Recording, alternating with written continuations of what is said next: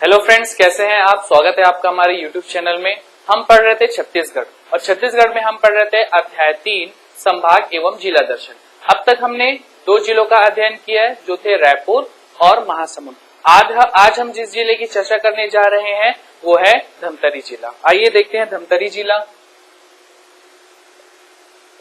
धमतरी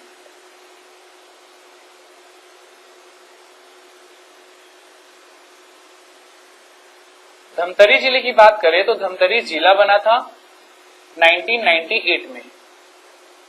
और अगर देखें इसके पड़ोसी जिले और राज्यों के बारे में तो इसके उत्तर में स्थित है रायपुर, दक्षिण में कांकेर, कोंडागांव, गरियाबंद, दुर्ग और बालोद। और धमतरी जिला एक अन्य राज्य से भी सीमा रेखा बनाता है जो कि है उड़ीसा। और ये एक ऐसा जिला है जो कि किसी राज्य से सबसे कम सीमा रेखा बनाता है। अगर बात करें स्थापना की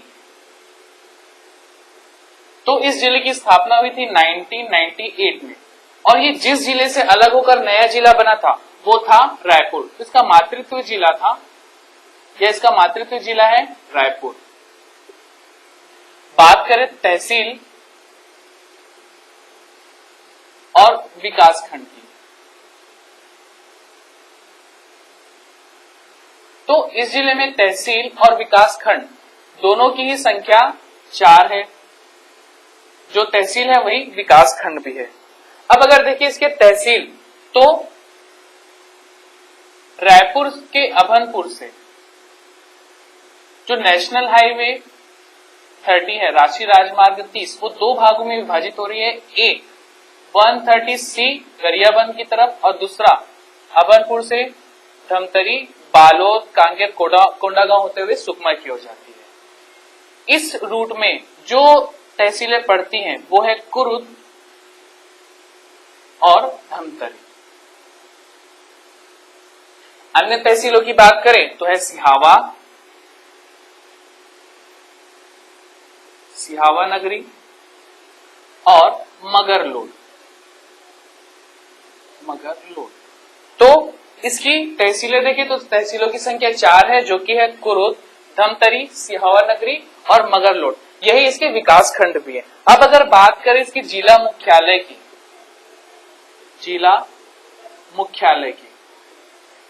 तो जो जिला मुख्यालय है वो है धमतरी।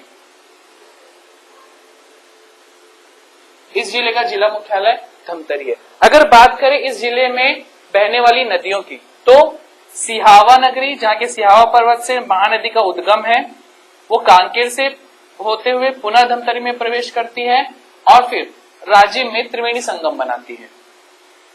तो इस महानदी पर जो परियोजनाएं संचालित है, धमतरी में है गंगरेल डैम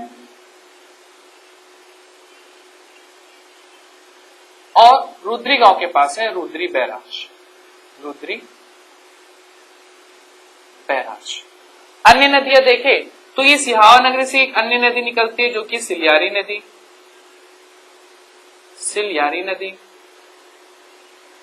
इस पर जो परियोजना संचालित है वो है माढ़मसिल्ली या मुरमसिल्ली परियोजना। एक अन्य नदी सोंडूर नदी जो कि धमतरी से होते हुए राजिम में त्रिवेणी संगम बनाती है, महानदी, सोंडूर और पैरी। ये है सोंडूर नदी। अगर बात करें नदियों की तो सबसे पहले है महानदी, फिर सोंडूर नदी और फिर है सिलियारी नदी।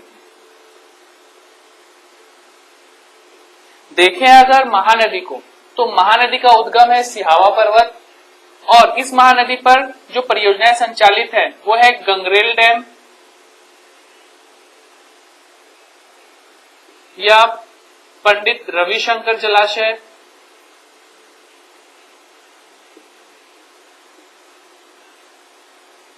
या फिर इसी को मिनी गोवा की संज्ञा भी दिया गया है।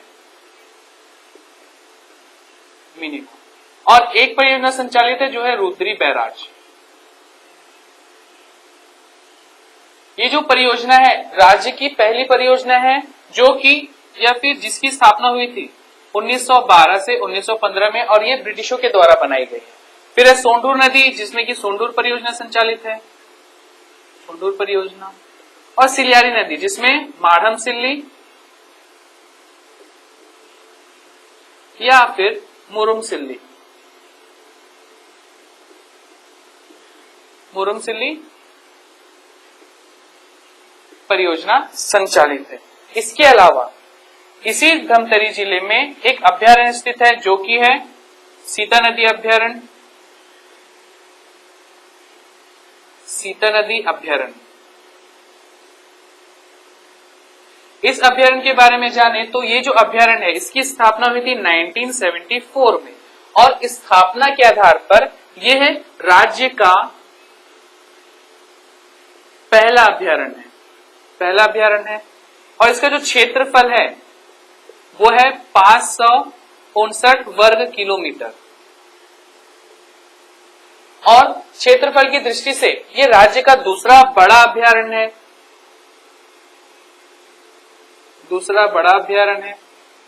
और इसी अभ्यारण्य में बाघ परियोजना संचालित है जो कि है उदंती सीता नदी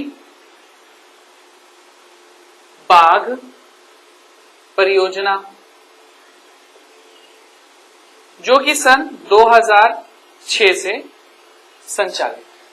तो हमने देखा जो धमतरी जिला है उसकी स्थापना हुई थी 1998 में, उसका मातृत्व जिला रायपुर, तहसील और विकास खंड की संख्या 4 है, और जो नदियां इस जिले में बहती हैं प्रवाहित होती है वो है महानदी, सिलियारी और सोंढूर नदी। उसके अलावा हमने देखा सीता नदी अभ्यारण्य जो कि राज्य का पहला अभ्यारण्य है, और इस स्थापना की दृष्टि से पहला है और क्षेत्रफल की दृष्टि से दूसरा बड़ा अभ्यारण्य है, और इसी में प्रोजेक्ट टाइगर या फिर बाघ परियोजना भी संचालित है। इसके अलावा अगर बात करें कुछ मुख्य स्थानों की तो उसमें आ जाएंगे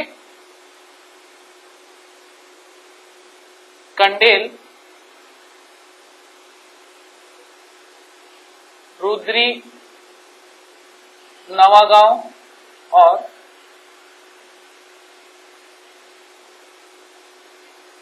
गट्टा सिल्ली। अब अगर देखें कुछ मुख्य स्थानों को तो सबसे पहले धमतरी जो कि जिले का जिला मुख्यालय है।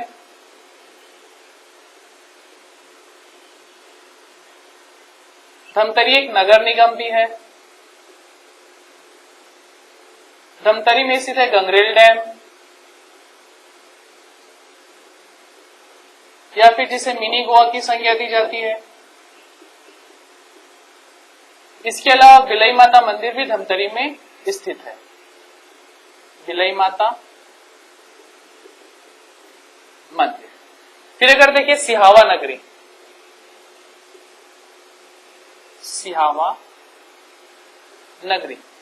तो सिहावा नगरी में स्थित है सिहावा पर्वत जो कि महानदी का उद्गम स्थल है। सिहावा या सुक्तिमती पर्वत।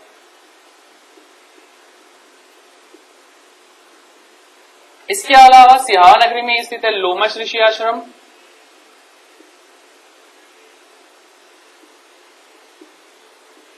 और श्रृंगी ऋषि आश्रम।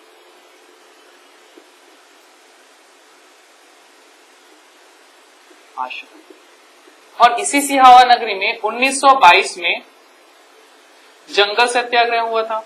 सिहावा नगरी जंगल सत्याग्रह, सिहावा नगरी जंगल सत्याग्रह। बात करें अन्य स्थानों की तो कंडेल, जहां पर 1920 में नहर सत्याग्रह हुआ था, कंडेल नहर सत्याग्रह, कंडेल नहर सत्याग्रह। फिर इसके बाद रुद्री नवागांव,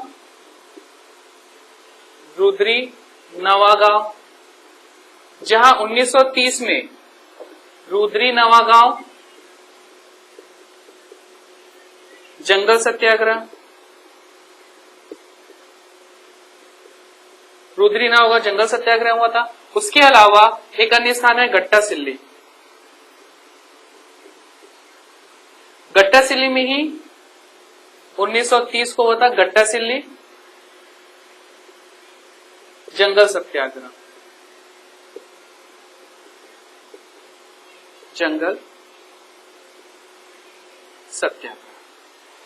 तो हमने देखा धमतरी जिला, जिसमें हमने उसके तहसीलें, उसमें प्रवाहित होने वाली नदियां और अभ्यारण्य को देखा, सीता नदी अभ्यारण्य जो कि राज्य का पहला अभ्यारण्य है। उसके अलावा कुछ मुख्य स्थान, जिसमें धमतरी जो कि जिले का जिला मुख्यालय है और स्वयं में एक नगर निगम है, और यहीं पर स्थापित है गंगरेल डैम जिसे मिनी गोवा की संज्ञा दी गई है, और बिलई माता मंदिर भी यहीं स्थापित है। फिर उसके सिहावा नगरी, जहां पर महानदी का उद्गम स्थल सिहावा पर्वत स्थित है, और लोमश ऋषि और श्रेणी ऋषि आश्रम भी यहीं पर स्थित है। इसके अलावा सन 1922 में यहाँ पर सिहावा नगरी जंगल सत्याग्रह भी हुआ था। उसके अलावा कंडेल, जहाँ पर कंडेल नहर सत्याग्रह हुआ था, और है रुद्री नवाग और गट्टा सिल्ली। इन दोनों जगहों पर सन 1930 में जंगल सत्याग्रह हुए थे। तो ये हुआ धमतरी जिला। अब आगे हम जिस जिले का अध्ययन करेंगे वो जिला है गरियाबंद। तो आइए देखते हैं गरियाबंद जिला।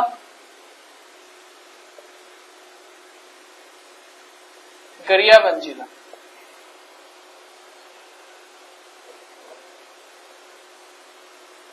बात करें गरियाबंद जिले की, तो इस जिले की स्थापना हुई थी 2012 में, और इसके जो पड़ोसी जिले हैं वो है महासमुंद, रायपुर, धमतरी, और एक अन्य राज्य से सीमा रेखा बनाता है जो कि है उड़ीसा। ये पूरा जो इसका एरिया है वो उड़ीसा राज्य से सीमा बनाता है। अब अगर बात करें इसकी स्थापना की, स्थापना देखें तो इसकी स्थापना हुई थी सन 2012 में, और ये गरियाबंद जिला जिस जिले से अलग होकर नया जिला बना था वो जिला था रायपुर, यानी इसका जो मातृत्व जिला है, मातृत्व जिला वो है रायपुर। फिर अगर बात करें इसमें पड़ोसी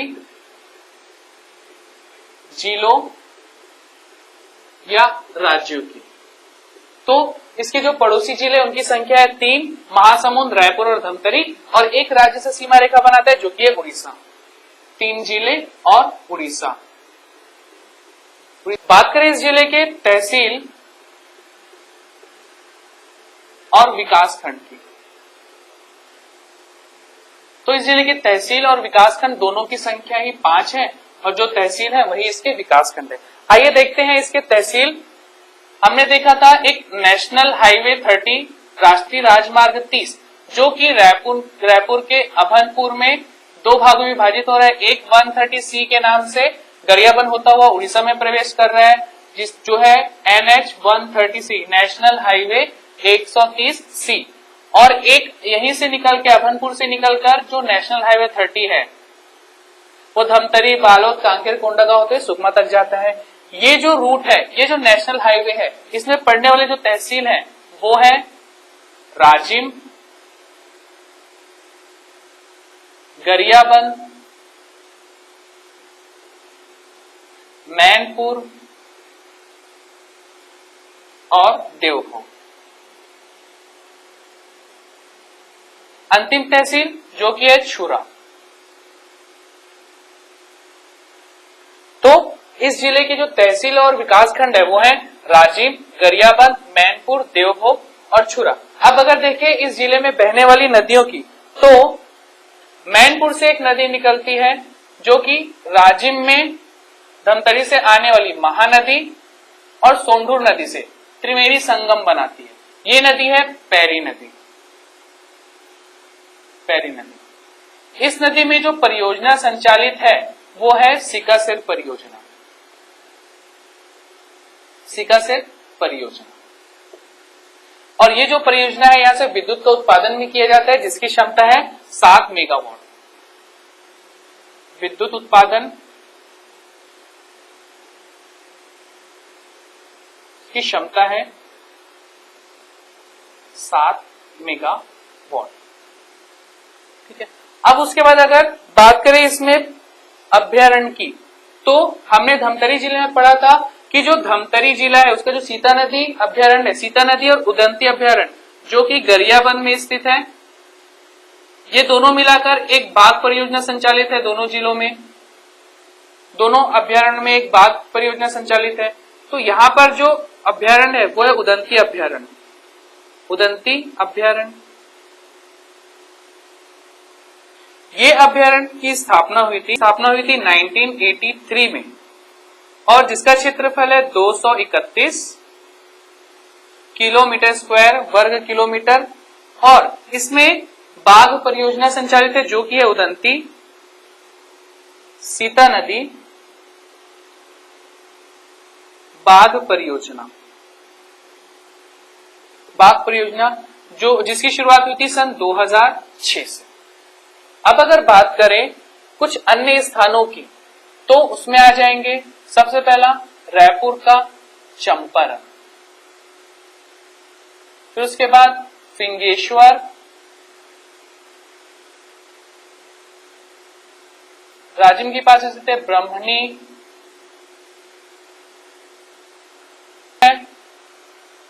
पटेवा और कोपरा।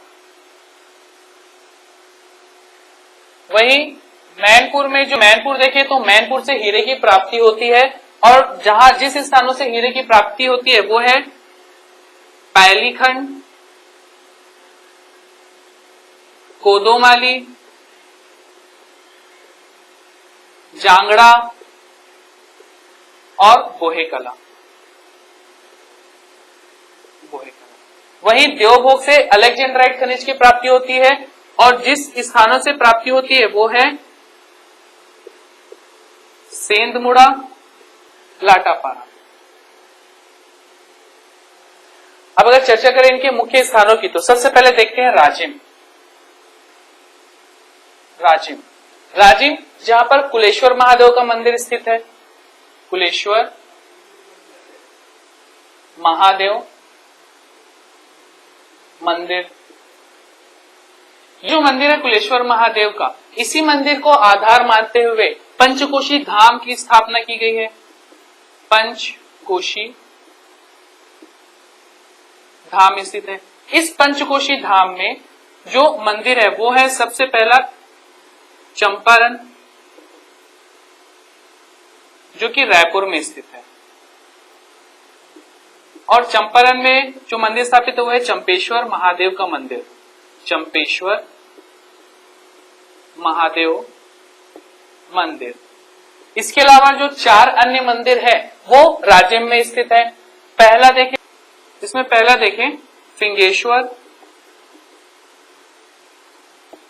जहां पर स्थित है फर्णेश्वर महादेव मंदिर, फर्णेश्वर महादेव मंदिर। फिर उसके बाद है ब्रह्मणी, जहां पर स्थित है ब्रह्मणेश्वर महादेव मंदिर। इसके बाद है कोपरा, जहां स्थित है कोपेश्वर महादेव मंदिर।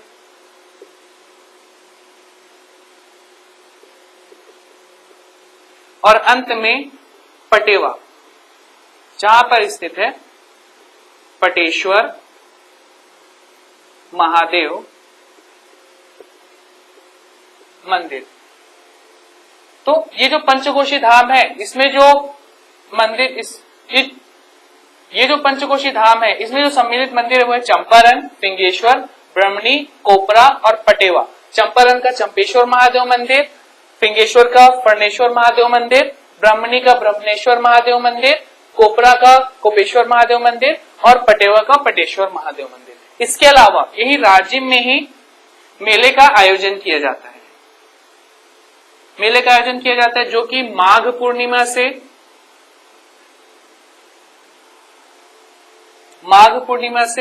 महाशिवरात्रि तक, ये मेला 15 दिन के लिए आयोजन किया जाता है। 15 दिन का आयोजन होता है। ये जो मेला है इस मेले का नाम वर्तमान में है राजिम, माघी, पुन्नी मेला। अगर देखें इस मेले के नामकरण के बारे में, तो सबसे पहले जब सन 2001 से 2003 तक कांग्रेस की सरकार थी, तब इसी मेले का नाम था राजीव लोचन महोत्सव। राजीव लोचन महोत्सव। उसके बाद जब 2003 से 2018 तक भाजपा की सरकार रही, तो उसे कुंभ मेला कहा गया। कुंभ मेला कहा गया। और इस मेले का आयोजन 2005 से लगातार किया जाने लगा, और अभी वर्तमान में 2018 से अब तक 2020 तक जबकि कांग्रेस की सरकार है, तब इसका नाम पुनः बदला गया, जो कि हुआ राजिम, माघी, पुन्नी मेला। ठीक, तो ये था मेले के बारे में। राजिम, और राजिम जो है इसे छत्तीसगढ़ का प्रयाग भी कहा जाता है, जहां पर 3 नदियों का त्रिवेणी संगम बनता है, जो कि नदियां हैं महानदी, पैरी और सोंडो।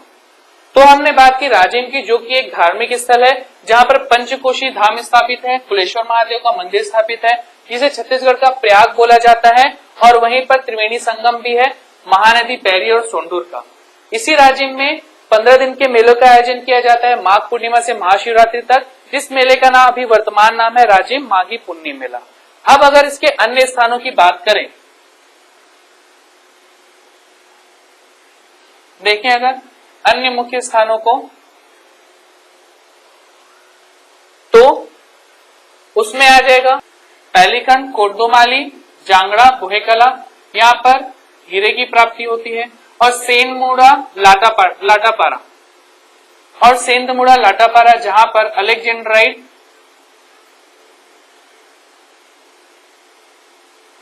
खनिज की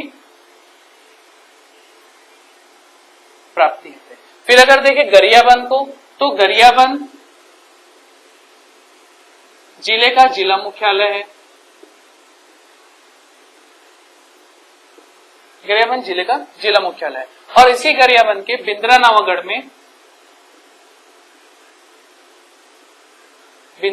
में कमार जनजाति, जो कि राज्य की विशेष पिछड़ी जनजातियों में सम्मिलित है, का निवास स्थान है।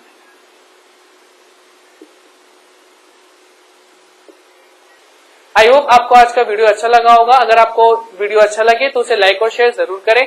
अब आने वाले वीडियो में हम अन्य जिलों की चर्चा करेंगे। तब तक के लिए थैंक यू और ऑल द बेस्ट।